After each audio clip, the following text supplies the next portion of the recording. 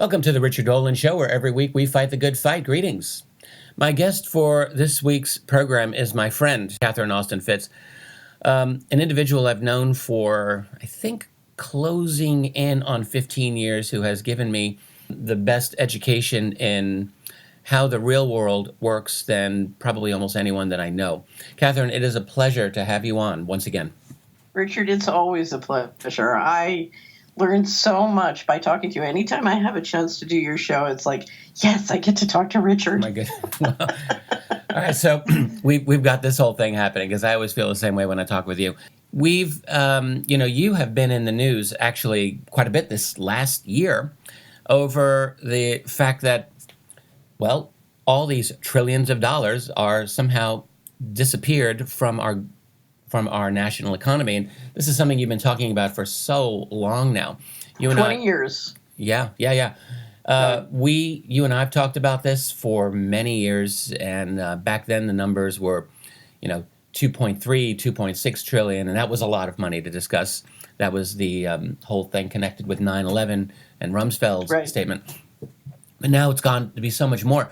And I just wonder if you would mind just giving an overview to listeners, just like what is all this stuff about trillions of dollars missing, and how it came out to 21 trillion. You came to 6.5 trillion. I had it to 12 trillion, and Dr. Skidmore and his students got it to 21 trillion. All right, can you go over that just a little bit with people so that because I'm sure there's a lot of people even now who don't quite know what this means, like what this is. Right. So I was part of a group of people working in Washington. I had left the Bush administration and started a company named Hamilton Securities Group. And we were part of a group of people who were very committed to helping the middle class sort of jump the curve on globalization in a way that would protect the pension funds. We were working with a group of pension fund leaders. And essentially our plan was... I just want to jump in. You're saying Bush won. People need to know. So when you left the Bush first administration, that we're talking early 1990s, not George W. Bush, and we're at the beginning of the mad rush for globalization. So that's right. To set and the my stage. Company was working as the lead financial advisor to the Federal Housing Administration at HUD. And so we were doing portfolio strategy and working with all the data and trying to stop the mortgage fraud, which, of course, after we got kicked out, was exploded. Anyway, so we were part of a group of people. We were working with a group of very fine pension fund leaders discussing how you make sure the middle class succeeds in a world of globalization. Wow. And if you want to understand that background, you can read my online book, Dylan Reed and the Aristocracy of Stock Profits. It's at dylanreedandco.com. Or just do a search for Dylan Reed and you'll pick it up. And I describe sort of the battle at that time between the people who wanted to suck capital out of the United States and globalize in a way that was going to devastate the middle class, and the people who wanted to essentially do it in a different kind of way, re-engineering government money. And of course, the stinker in the game was the black budget. Anyway, what happened was in 1998, large amounts of money started to go missing from the federal government. I call it the financial coup d'etat. So a financial coup d'etat is a change of governance system on the just do it method. You just take all the money and proceed to, basically develop a governance system away from the official governance system. So you have a split, if you will, between the official reality and reality, and the money is financing reality, and it's by watching the money you can see what's happening. So I started to write about the missing money and talk about the missing money, and I had it up to almost $4 trillion when Donald Rumsfeld, the day before 9/11, stood up and confessed that the DOD the year before was missing $2.3 trillion. Yeah. Well, of course, with 9/11, a lot of the laws changed, or the way they were applied changed, and we saw much more of the black budget start to be financed out of the official budget. And you have written and talked very eloquently about the building out of the national security state after 9/11. Well, as that happened, more money kept going missing through Bush 2. Yeah. First it started with the Clintons. The housing bubble was very much a part of that. Then, it continued under Bush 2. Then it continued under Obama. And in the final year, the fiscal 2015 of Obama, you had 6.5 trillion go missing at DoD. The two agencies which I focused on were both Department of Defense and HUD, which are much closer than people would realize. But Catherine, can you explain though, like when we're talking about trillions of dollars, the DoD's budget for any given year, particularly back in the 90s and the early 2000s, was much less than $1 trillion. Right. So it was say 400 billion to 500 billion. Exactly. At HUD, for example, you had depending on the year, you had a mortgage insurance portfolio in the 90s of 400 billion to 500 billion dollars total, and then you put out say 100 to 200 billion dollars a year of mortgage insurance in force. So, these numbers were many multiples of the total budget. This is the thing that never made sense to me. Like when I would read these statements by Rumsfeld or the analyses of yourself and others, I'm thinking, how do you lose 7-8 times your annual budget? Well, you don't lose. So let's talk about what the 21 trillion is. 21 trillion is the undocumentable adjustments. So let's say you think you have $2,000 in your bank account, and your bank sends you a statement saying you only have 1,000, and rather than say, "Wait a minute, I have 2,000. Where is it? Let's find it." Mm-hmm. You simply write in your check register, "Undocumentable adjustment, $1,000," and say, "Don't do it again." Okay, so no one knows, and it could be your mistake, it could be the bank's mistake, but you just don't run it down. Okay, so an undocumentable adjustment can be on the revenue side or the expense side. So it's just like it could be a mistake or just undocumented expenditure in one way or another. Right, but let's talk about it could be a mistake. Let's say Dr. Skidmore likes to use the example of a church. Let's say you have a church that has a $500,000 a year budget, and you come into the annual business meeting, you're a member of the congregation, and the church explains that on its $500,000 budget, it has undocumentable adjustments of 1.5 or up to $5 million. If you were a member of the congregation, you'd say, "Look, we can't let that slide." Right. That's more than our entire budget. Now, so let's say we occupy Iraq and we're proceeding to steal lots of oil and take the money ourselves, and we want to launder it through a government agency. That could be revenues. So you could be booking, $10 billion of oil sale from an occupied territory and moving it through an agency. I'm just mentioning that as a theoretical. It could be a revenue. It could be expense. Yeah. You could be selling.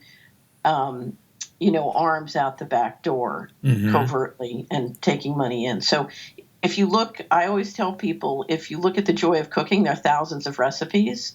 And when you get to this kind of financial shenanigans or financial coup d'etat, there are literally thousands of recipes. And one of the things I did for many years was trying to unpack all the different recipes at the Department of Housing and Urban Development, and let no man say that there's not tremendous amounts of innovation in America, because when it comes to financial fraud to finance the black budget, the innovation is impressive. May I just jump in here, because Absolutely. You did an article about a year ago, and in fact I had it at the time, and you just recently sent it back to me, dealing with a lot of this, and we can get into that whole issue dealing with the global pension funds. But at the end of it, you described the different methods by which this financial coup d'etat can happen. So you've talked about the bailouts of loans and gifts to banks that had no contractual rights to those, and that's trillions of dollars. And then you talk about the pump and dump of the internet and telecom stocks. You've got the pump and dump. Maybe you could explain all that whole concept of pump and dump of decades of narcotics trafficking and related mortgage and securities fraud, and so on it goes. Right, Privatization we've been talking about a hidden system of finance and organized crime profits that have been going on for decades. This is not something that just happened overnight. This has been evolving for decades, and the technology to do it has been evolving for decades. As Assistant Secretary of Housing, I was part of cleaning up the housing fraud during Iran-Contra in the 80s. And if you look at the technology they developed to do that, they came back in the 90s and added derivatives, and the fraud went, to a much more significant level of dollars. Yeah. Let me just run and finish how we get to 21 trillion quickly, yes, and then let's dive in and talk about, how they're financing this. Anyway, so you have 21 trillion of undocumentable adjustments, which can't it.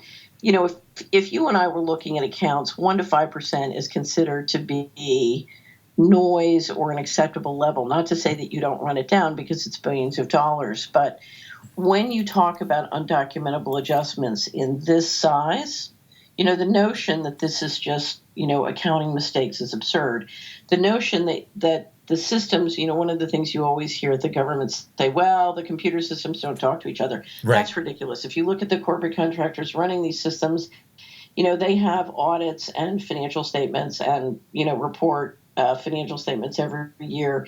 They're perfectly competent to run computer systems that work. When I worked at the Department of Housing and Urban Development, we had a major scandal. In the prior administration, we provided enormous resources to fix all the systems.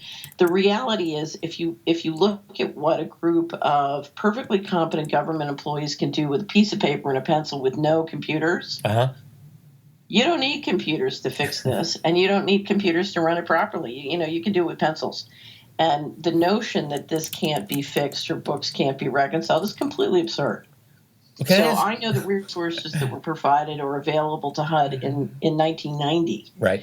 So the notion that you didn't have literally perfect financial statements by 1995 means you didn't want to have them. Anyway, so Rumsfeld, we go through 9/11 to the 6.5 trillion in the last year of Obama. Mm-hmm. And when I saw 6.5 trillion, I said that is a cut and run, because the lead payment contractor doing the payment systems, so if you look at where the train tracks that the money is coming across, you have a variety of different government agencies, but then you have a lead defense contractor doing the payment systems and the New York Fed as depository doing the transactions. So the New York Fed and the lead contractor, essentially know where almost every dime is. If you really want to know the truth, it's pretty centralized. So right. I was going to stop and slow down just because I want to make sure that I'm understanding and that listeners. Okay. So all these undocumentable adjustments that are going on primarily within the Pentagon, there are two institutions that you are identifying as having certainly virtual total knowledge. Yeah. So the New York Federal Bank is one, Federal Reserve Bank, and then the other is the lead contractor for the Pentagon, which we don't have a name for that. So Lockheed Martin is the number one contractor to the U.S. government by about 25 to 50% on any given year. And they are the lead weapons manufacturer selling things to the Department of Defense, but they are also running the information and payment systems. Or I didn't know. They're largest. Wow. Yeah, exactly. Talk about a conflict of interest. Wow. I know, wow. Yeah, okay. So go on. It was interesting when I first started to write about this and work with investigative reporters who are trying to get the bottom of it. We used to work like crazy to get the Department of Defense or GAO to produce their contract budget, which should be available, as a matter of public record. Mm-hmm. And they fought for years to make sure that you couldn't get a breakdown of who was running the payment systems and the information systems and the software, and because this is all being done through the digital systems. And finally, Cynthia McKinney, there's a very famous video. You can find it up at missingmoney.celery.com. Mm-hmm. I worked with Cynthia McKinney's staff when Rumsfeld was testifying before her after 9/11. And she nailed them, demanding to know what the contractors were running the payment information systems. And they weasel, and would never, as far as I know, report the contracting budget to her. So anyway, after the 6.5 trillion went missing during fiscal 2015, Lockheed spins off its information technology division, or its government. And so I'm presuming that they were I called it a cut and run because I figured they probably swept and stole everything else they could. Spinning it And out, just giving it up and losing official control over it, you're saying? well, that's to control Private the or, information and yeah. payment systems is a very powerful position. You don't spin that off unless you really want to get rid of the liabilities on the financial coup, is what I think. Right. And obviously, this is opinion, nothing I could prove in a court of law. Cut and run, exactly. So they made what they made, and they're gone. They spun what I believe is the division that had these contracts off to a company that had been created by SAIC, who had also spun theirs off, I think, a year before. And believe it or not, that new company is one of the lead companies running contracts for Antarctica. Really? Yeah. Uh-huh. Go to Solari and do Lockheed cuts and runs. So Lockheed Martin was running it. They spin it off. A division of SAIC gets it, and they're famous and notorious. Former division of SAIC. Former. Leidos. I think LEIDOS, I think is the name. Okay, they spun it off, and now it's with an organization that has contracts in Antarctica. Is that what you're just saying? Yeah, appears to have very significant contracts. And again, I think one of the things, if we really wanted to understand what was going on, we would insist that Department of Defense and the federal government make all of its contracting budgets and contracts public. And so that we could see who has full responsibility. Because the important thing to understand, Richard, is government employees do not run the federal government. Private corporations run the federal government, and they run the information systems, the software, and the databases. And, you've basically had a corporate coup d'etat, behind the scenes. And it's very important to understand that. And it's, as you know, it's one of the ways they've been able to keep the black budget secret, and a lot of whatever they're doing with the UFO issue secret, because they've kept it behind corporate lines, which are both classified. They're paying private corporations to do classified things, but they're not subject to FOIA. And we have, as you know, tremendous technology transfer. Yeah. If you think that the $50 trillion that's missing on the bailouts and the missing money is a lot of money, my guess is the technology transfer has been more significant. You made a really significant point a moment ago. I just want to focus on that. It seems so basic and obvious to a lot of people, but still, the fact when you said we need to make these federal contracts public, in other words, there's an enormous amount of activity that the U.S. federal government is engaged in with contracting companies, and the identity of those companies is not known.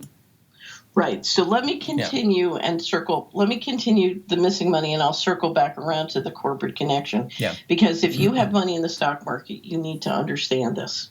Okay? Because right now the stock market is highly dependent on secret money flowing out of the U.S. government, and it's not publicly disclosed. So we're talking about Never Land accounting, not just on the government side, but on the corporate side as well. Okay. So 2015, we see the 6.5 trillion.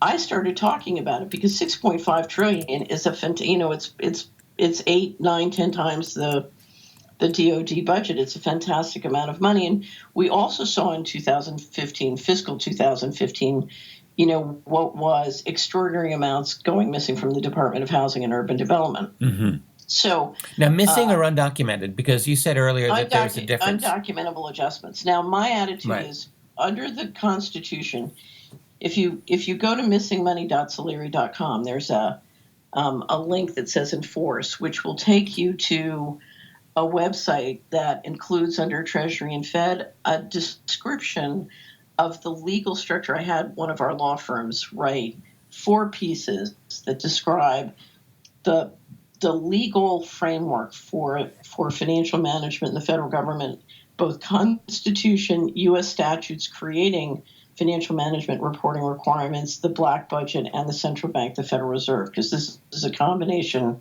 of the U.S. Treasury and the Federal Reserve. The Treasury running the fiscal side, the Federal Reserve running the monetary side. Okay. And it's important to understand that what we're talking about is 20 years of systematically running the federal finances outside of the law. Yes. By a significant amount, but it's important to understand the details of that. So if you go to missing money, click on enforce, and then click on Treasury and Fed, you can, if you're interested in the legal issues, you can see them, which is important because we've set up a construct outside of the law to manage the federal money. And if you basically look at the money pumping through that, it's the most significant flow of money in the economy. Anyway, so Dr. Mark Skidmore heard me talking about the 6.5 trillion. He is a very competent and capable professor of state and local finance at Michigan State University, and understanding, government finance, understood that 6.5 trillion is an absurd amount of money. And he said, well, she must be wrong. Right. Anyway, he came to my website. I linked to the exact documents at the Department of Defense. And he proceeded to realize, oh, she's right. And so he called and emailed me and said, can I help? And I said, yes, we talked. And he decided he would take a group of graduate students and they would plow through and do a systematic survey of all Department of Defense financials between fiscal 1998 and fiscal 2015, as well as HUD, because I had never done a systematic review. Right. And they did, and it was a fascinating process for me, Richard, because after 20 years, to say that I was exhausted of, raising the flag and being ignored is an understatement. And, you were the only person doing this. Well, here's the thing. What you're watching is literally a coup d'etat. This is a coup d'etat by financial means, and it's a plan, and it's going on systematically, and if you look at how many people are making money, you have $21 trillion of corporate contractors and Washington law firms who have 21 trillion reasons to prove that you're wrong. Yes. Right. It's like having a fight with a tsunami. You know what I mean? And so, again, we want to just say, like, $21 trillion it's not the same thing to say that $21 trillion are missing from the economy. It's to say that $21 trillion worth of undocumented adjustments or transactions have been made one way or the other. Trillion of undocumented, but it's an entirely secret economy. It's a completely off the record and of enormous dimensions, whatever the actual number is. Right. Well, in 2014, let me step back. In 2014, Joseph Farrell and I spoke at the Secret Space Program Conference in San Mateo. Right. And Joseph did a presentation on the hidden system of finance. I did a presentation on the history of the black budget. And the combination, and then you did a presentation on sort of secrecy and non-disclosure of the whole UFO issue. Correct. And if you look at all I think Joseph did 2, you did 1, I did 1. If you take those 4 presentations, which are all available on the internet, they describe the creation of a parallel financing system, starting with the 47 Act, going to the 49 Act, going to a series of executive orders. And so that's all there if somebody wants to revisit in detail. And if you're interested in this, I mean, if you're an investment advisor or a banker in America, I strongly suggest you look at this. It's very interesting in the financial world. For many, many years, Richard, you have a lot of very capable, intelligent people saying the economy is going to collapse. And I've been saying, no, it's not. It's going to slow burn. Yeah. And the difference between their analysis and mine is I'm looking at the covert cash flows. Now, I don't have the kind of disclosure on the covert cash flows I like, but I can guesstimate the covert cash flows. And I know, the covert cash flows are rich and plentiful, and the money that's disappearing is coming back up someplace else and being invested and is creating enormous amounts of economic activity. And that's, the difference in the analysis is those cash flows. So if you're a financial person and you want to understand the economy, you've got to understand this part of the economy. It's too big. You cannot ignore it. Right. We're looking at a completely, honestly, it's just a fake economic, it's a fake economic paradigm that most people seem to be looking at, where the reality it's not the reality. They're looking at something that's completely wrong. It's not the reality. And the blessing for me of meeting you was, I knew if you look at where this money was going, this is not going for yachts for Goldman Sachs partners. I'm not saying that Goldman Sachs partners aren't buying too many yachts, but we're talking about a magnitude of money which is way beyond individual corruption. And we're talking about a system which is systematically investing in major technology, major programs. We're talking about a real governmental push, if you will. And so we're talking about, I once likened this to, you see the stories of men who have two families that don't know the other exists. Yeah. And they're financing two families out of one budget. And we are financing, you've described the breakaway civilization.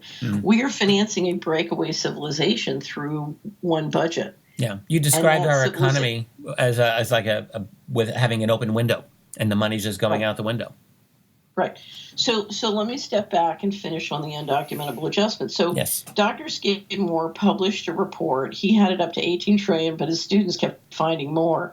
And he'd call me and say, oh, my God, you're not going to believe this. We found another trillion. We found another trillion. We found another trillion. Yeah, amazing. And when it went to 21 trillion, it was kind of a magical moment because it meant the undocumentable adjustments were greater than the outstanding debt of the United States. So he published a report on September 18, 2018. I think we're up to 18 trillion then, but then it went to 21 trillion. The interesting thing is after 18 or 17, right? 2017. Oh, I'm sorry. It was the first report was September 28th, 2017. Yeah, right. And right after that, as I said, Lockheed had spun their systems out. But right after that, there was a report that the New York Fed had a fire. 100 fire trucks were down on Wall Street on a Saturday night. There was a fire on the roof of the New York Fed because somebody was using an old fireplace in the basement that hadn't been used for a long time. It caused the chimney to catch on fire and then the roof to catch on fire. And so you had the fire trucks down on the Fed, which raises the question, who was burning what in the basement in an old fireplace in the New York Fed right after Skidmore publishes his report? Anyway, so we proceed, and then at the end of 2017, the Department of Defense, first I had said to Skidmore, I don't want you to publish this report until we have all the documents up on the web on our server. So we'll provide the links to the Department of Defense and HUD, but I want copies of all the documents and I want them up on the server. And so if you go to missingmoney.celeria.com and click on DOD and HUD, you'll see a schematic of all the different documents and both the links to Celeria and the links to the Department of Defense and HUD. Anyway, so right after we published, he thought I was a little bit paranoid. Anyway, right after we published it, they took the documents down. There have been a series of things that the Department of Defense and HUD have done that have slowly and steadily shocked Mark Skidmore and sort of changed his ideas about what might be going on here. As you know, you've met and talked with him. Yes. So then the Department of Defense had to come out with a statement as to what was going on here. They finally, after some embarrassment, they finally republished the statements and said, oh, we're reorganizing the website. And said we had to go in and spend 2 days cleaning it all up and changing the links. It was a mess. But my God. I mean, just such a transparent lie, but they just say these things. It's called shadow work. They try and remember they have all the money in the planet to pay all the contractors they need. Right. And of course we're having to self-finance. So they published a report on what had happened with the undocumentable adjustments. And this report was phenomenal. When Dr. Skidmore sent it to me, Richard, I didn't even know this could happen. Half of the title of the report and all the numbers in the report are redacted, which meant the Department of Defense's Inspector General's office was overruled by the black budget folks who classified the numbers in an auditor's report. I didn't know that could be done. I didn't know such a thing could happen. And I looked at it and I said, well, we are really in Never Never Land now. But then the next thing that happened was that the Federal Accounting Standards Advisory Board. So there was huge pushback in the media of different spokespeople from the Department of Defense saying, oh, these are just accounting adjustments. There's no problem here. And by the way, we're doing a big audit, because one of the issues is the Department of Defense is required by law to produce audited financial statements and never has, and it's the reason the federal government can't produce audited financial statements. So they made a big deal about the fact we're going to do the first big audit. Now, I've been through several cycles in the last 15 years of DOD coming out and saying we're going to do an audit, and then it never happens. So they make a big deal about we're going to do this audit. Just wait for people to stop paying attention, and then it doesn't happen. Right. Yeah. So they come out, and it's pretty impressive. If you look at the rollout and the PR on this new audit, it was very, very impressive. And but I've lived through this many times before, so I'm not. It doesn't. It's kind of like, yeah, here we go again. Anyway, so what happens was the auditors go to the Federal Accounting Standards Advisory Board and say, if we proceed with this audit, we're going to bring transparency to classified projects. That can't be good. We've got a problem because we can't do an audit without making these classified projects public. So the board comes out and promulgates a draft policy that says, the Department of Defense, by an unknown process and unknown leadership, can choose to move classified projects into a second set of books, which are not subject to transparency and audit. Of course, which is in complete violation of both the constitutional laws related to financial management and all the financial management laws related to financial management. So just to understand this, so all of the classified work that the DOD is doing, or whatever they determine to be classified, is legally not auditable publicly. Well, what they're saying, and I would say that the Federal Accounting Standards Advisory Board does not have the legal authority to waive the Constitution. But am I right in saying that? I mean, that they're basically claiming. But what they're saying is that a group of people who are secret, by a process this is secret, can move whatever they want into a secret set of books that no one knows about. What this means, Richard, is there are no financial statements. Exactly. There is no accounting, and the thing is completely and utterly out of control. That was a draft policy, and then they circulated for comment. HUD came back and basically said, oh, we need this too. Yeah. So, my God almighty. So, but I just want to ask you, was this DOD's official position prior to all this? Like they had not gone this far in any public statements about their budget, had they? They had not gone this far. Yeah. But let me tell you what had happened.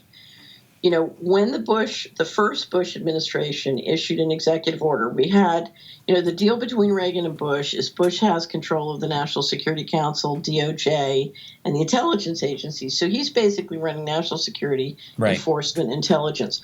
The first thing Bush does is say, they get an executive order that says private corporations can do classified projects.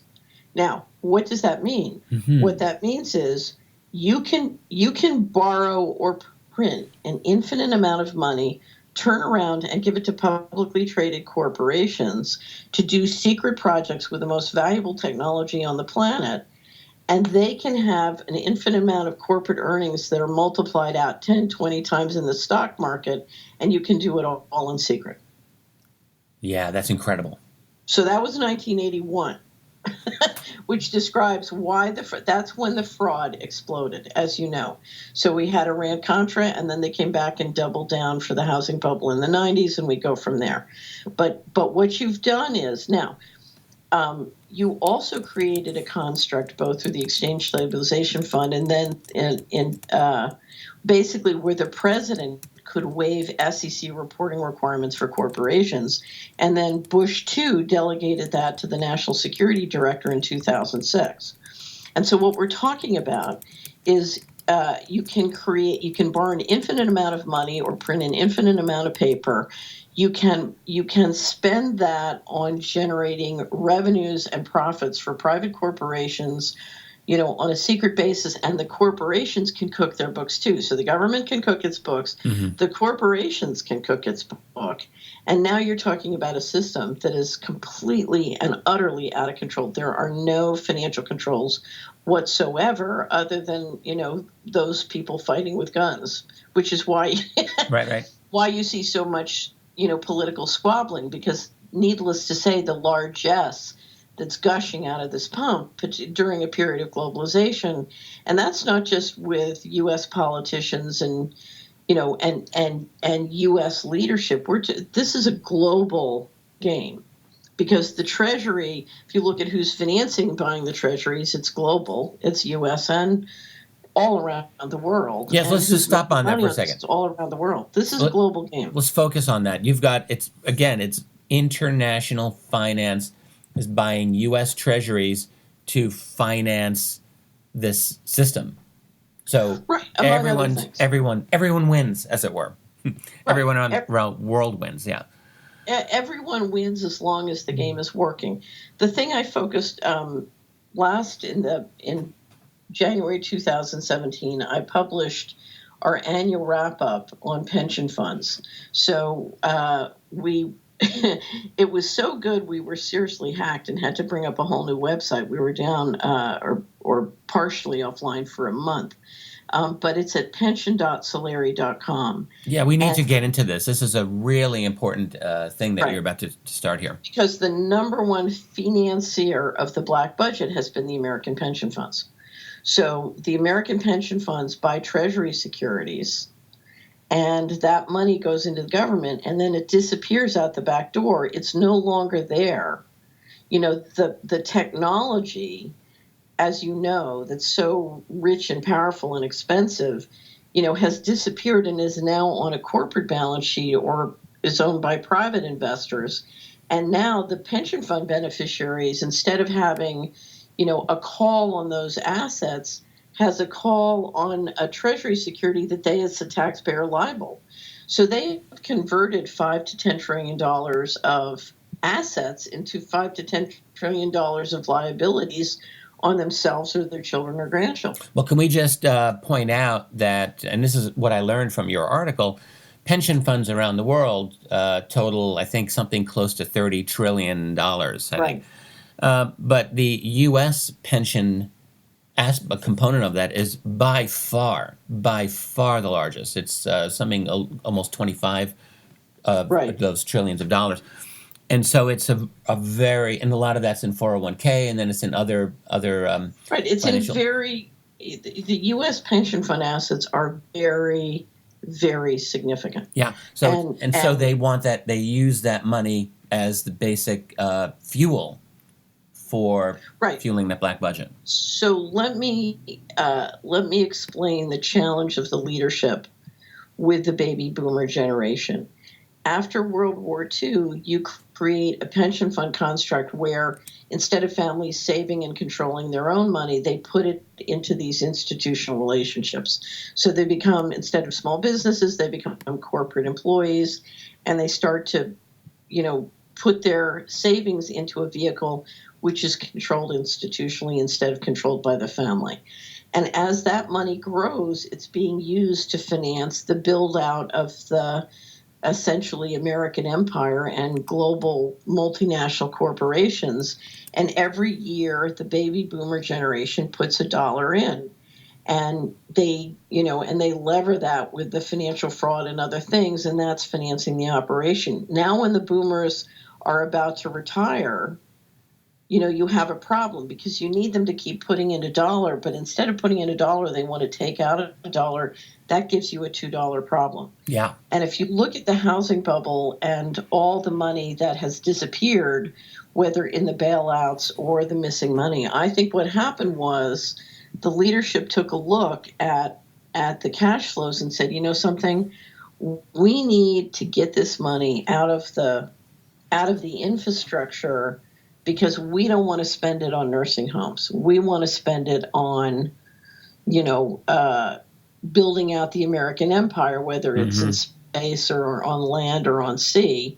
And we need to get this money out before they piddle it all away on nursing homes. Right, and so you literally had a financial coup. It was very interesting. At the end of 1995, there was a huge fiscal battle, and essentially the leadership, my understanding is the leadership just said, that's it, we give up. You can't get a democracy to be financially responsible, or in a democratic process within a republic, you cannot get the body politic to be financially responsible. So we're just going to take the money and go. There's a very famous story that I tell in my pension fund section at pension.solari.com, where the president of the largest pension fund in the country, Cal Purr, said to me in the spring of 1997, you don't understand, they've given up on the country, they're pulling all the money out starting in the fall. And I thought, Richard, he meant they're going to shift the allocations and reinvest money in the emerging markets. What I didn't realize until later was that, in fact, that September was the beginning of fiscal 1998, when massive amounts of money started going missing from the federal government. And I think what he meant was, no, they're really taking the money out of the federal government and moving it elsewhere in a financial coup d'etat. Yeah, he meant this really quite literally, it seems. Right. And yeah. I didn't appreciate that.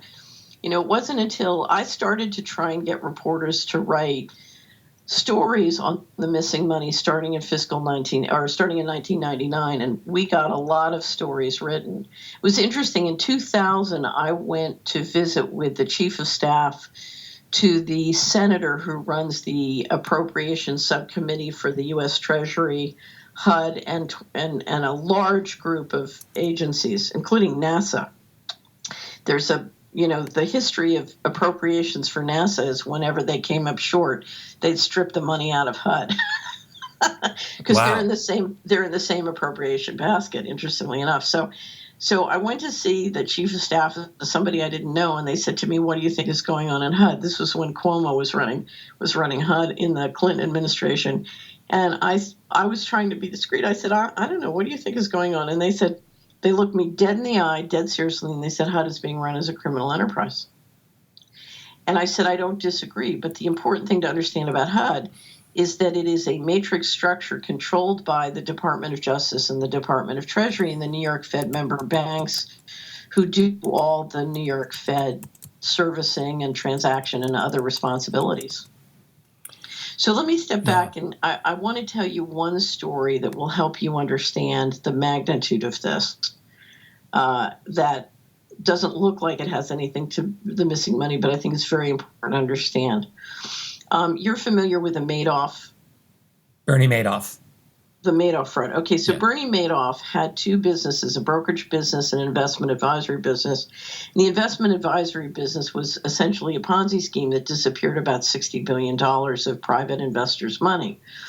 Bernie Madoff, from the mid-'90s on, according to one of the lead attorneys representing the people who's lost the $60 billion, Bernie Madoff had one bank account for his investment advisory business from the mid-'90s on, which means they saw every transaction. So I interviewed her. Her name is Helen Chapman, brilliant and very capable New York litigator and attorney. I had her on the Solari report, and this is in the archives. I said to Helen, I said, okay, well, if J.P. Morgan Chase was the only bank account, who was the securities custodian? She said, no one. There was no securities custodian because they never bought securities. Wow. So how is that? Like, and securities is simply any investment in the market, stocks, bonds, and so forth. J.P. Morgan Chase and their bankers knew from the mid-'90s on that Madoff had never once bought securities and had no securities custodian.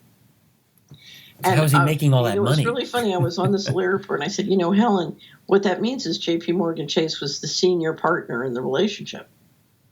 That Ponzi scheme was not run by Madoff. He ran the operations. It was run by J.P. Morgan Chase.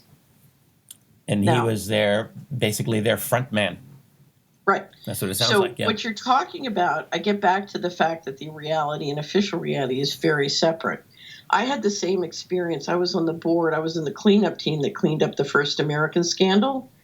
I don't know if you remember that. That was the BCCI scandal. Yes. Right.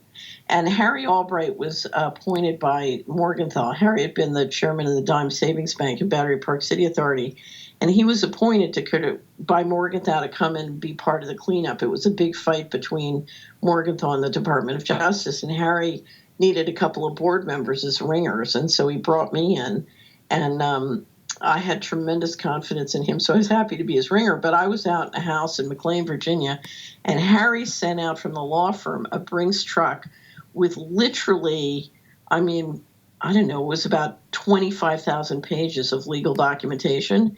And I'm a speed reader, and I sat for 4 days and just sped read everything, and I realized, this was all sanctioned by the Treasury, the central bank. This was a top-down sanctioned operation. Yeah, I see.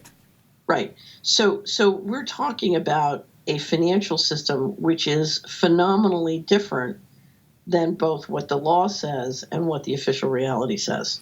Guys like Bernie Madoff, he would have to know with the understanding, look, this is going to be really great for him, but if he gets caught, they're going to hang him out to dry, and there's nothing to do about it. Well, it's interesting. The question is, why did they hang him out to dry? I assume, the logical explanation in a situation like that, financial coup is over. It's like a game of musical chairs, and chairs are being pulled. And suddenly you can make more money just letting Bernie and his people hang out. There was some kind of squabble between sort of the faction that was represented in the Madoff money and what was going on with the bailouts. I mean, the reality is the federal government, the central bank, if you look at the bailouts, could have just printed the money to keep Madoff floating. But they didn't. They pulled the plug. So something political is going on, and we don't know what the real story is. Interesting. Hey, by the way, you mentioned Andrew Cuomo, who as former head of HUD during the late Clinton administration. He just won, of course, re-election, third term as governor of New York State. None of that came up. None of his management of HUD, of course. Well, it's really funny because what you see, this is what amazes me, that, there are always things that amaze me about American politics. But basically, if you look at who engineered the housing bubble, right? You continually watch these people be supported by the general population. It comes back to what I call the red button problem, which is, we all want our check and we all want to pretend we're good. But we keep voting for and supporting the people who are doing this fraud. There's a profound disassociation between our, sort of our, what we say our values are and our willingness to hold criminals responsible. So, the criminality, I think one of the big issues in the 2016 campaign, the criminality of the Clintons has been manifold. It's been highly documented, and it's frightening. It'd be a great education for the American people to finally have to, sit and stare at the kind of, the kind of corruption they've been supporting. I don't know if you ever heard my 9/11 story at church when my pastor asked me.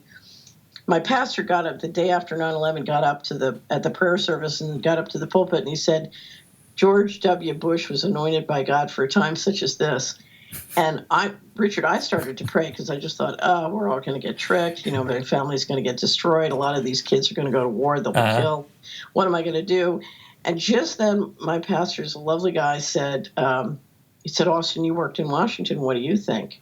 And for a Southern Baptist convention preacher to ask a woman at that moment what she thinks, that is divine intervention. So I said, Brother Keith, in my experience, the Bush family is anointed by narcotics trafficking, financial fraud, and pedophilia. Boom. And to say that I was persona non grata for the next year, once it came out that the National Security Council had known about, planes flying into buildings and hadn't warned everybody, the politics changed. But for a year, my family was sticking yellow ribbons on me and praying I wasn't feathered and run out of town. They needed you to come to Jesus a little bit harder. Yeah, but we don't want, we don't want to face what's really going on. So what I say to most people is, look, at the end of World War II, we had 6% of the people and 50% of the resources. And Goldwater ran for president, said, to keep this going, we're going to have to drop a lot of bombs. And the American people said, oh, no, we're good Christians. And so Jimmy Carter came along and shivered in front of the fireplace and said, well, we're going to have to cut back. And the American people said, oh, no, we don't want to do that. And so the Bushes came along and said, you know something, you're all are good Christians. Here's your check. Don't ask questions. Yeah, exactly. Hey, look, we've got 5 minutes left in this segment, Catherine, and I just wonder if we can bring it back to kind of a comprehensive overview of what you've been. I mean, the thing that strikes me, and I'm sure is striking listeners right now, whose their heads are spinning, and I really mean that, because the world and the analysis that you do of this world, it's a secret world, it's a secret financial world, and I would have to assume that 99+% of the people are not aware of this. Thinking of a balance sheet, all I'm talking about is the financial side of the world you've been talking about for 20 years. Yeah. So what you've been describing is literally the building out of a breakaway civilization with assets and technology and operations that is beyond, far beyond the official reality. Right. And what you're describing is financial criminality and secrecy on orders of magnitude beyond what I think almost any ordinary citizen could have imagined. Right, and all it is the other side of the balance sheet that you've been talking about. Yeah. So you've been talking about the operations. I've been talking about the money, but they're both. We have lived through a period where the official reality is getting further and further reality, and one of the things that you have really focused on is disclosure. We need disclosure. We need to reintegrate our world. We need to understand our world. We need to face reality about our world, because if you look at the dysfunction and the complexity of this, of literally running two separate parallel civilizations, in the same physical space, it's reached, a point where we can spin off into a seriously mind-controlled dysfunctional society, which is where it looks to be headed, or we can engage in disclosure. And what I would say to everybody listening to this call is you don't need to deal with disclosure of the whole planet. You can deal with disclosure of your county. In other words, the black budget finances one family and one household and one county at a time. And if you simply get intellectual mastery of how the money works in your place and start working on re-engineering it in a way that makes your place more wonderful and builds up the small business and the local economy in your place, you will be doing the planet an enormous service, because you'll be getting the money away from, a reality that's spinning further and further out of control and is way too corrupt, and getting it back to ground, doing productive things. I mean, to reach this point, Richard, we've centralized control of the money, but we've shrunk the pie. This is very, when I was doing my work in the 90s trying to figure out how to re-engineer the federal government, when I first saw the numbers of how much more wealth we could create if we just stopped the oppression, if you look at how much oppression is used to keep a lid on this. I mean, no one has done better work on false flags than you are. I should point out your false flags documentary series was documentary of the year last year on this Larry report. Thank you so much, Catherine. But if you look at the amount of money that goes into secrecy, maintaining secrecy, covert operations to continue to control and manage the official reality, the costs are beyond imagination. And if we could use that money instead to build a productive society, oh my God, the wealth possibility, forget underfunding of pension funds. The underfunding of the pension funds does not have to be a problem. If we can print $21 trillion to disappear from the U.S. and government, and we can print $24 trillion to gift or loan to the banks, I assure you we can deal with $5 trillion underfunding of the pension funds. We have $25 trillion of assets in the U.S. pension funds. It's enormous.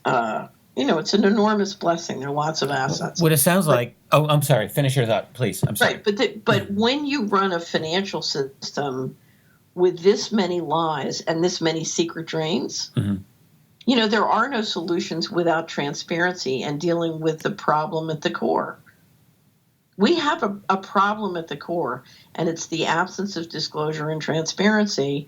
you've written about it from the asset side, I've written about it from the financial side, but it's the same, it's the same inability to deal with reality. And this is what needs to happen.